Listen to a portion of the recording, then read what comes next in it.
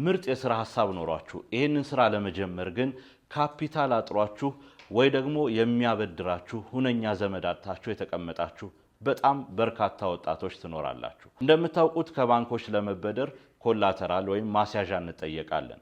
ለ10 ሚሊዮን የ20 ሚሊዮን ብር ንብረት አስይዛችሁ የምትበደሩት 2 ሚሊዮን ወይም ደግሞ 4 ሚሊዮን ሊሆን ይችላል።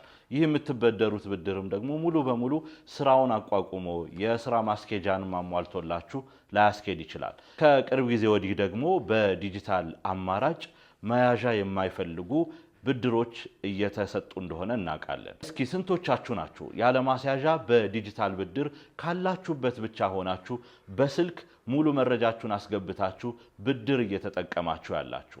መጀመሪያ ስንት ተበደራችሁ? ከዛ በኋላስ ወዴት አደጋችሁ? ወይ ደግሞ ለመበደር አስባችሁ ምን ይዟችኋል? እስቲ ኮሜንት ላይ ሐሳባችሁን አጋሩኝ። ከነዚህ ድርጅቶች ጋር የጀመርነው ንግግር ስላለ ለኛ በደንብ መረጃው ይጠቅመናል። ለእናንተም ደግሞ እንዴት እንደምትጠቀሙበት እናሳያችኋለን።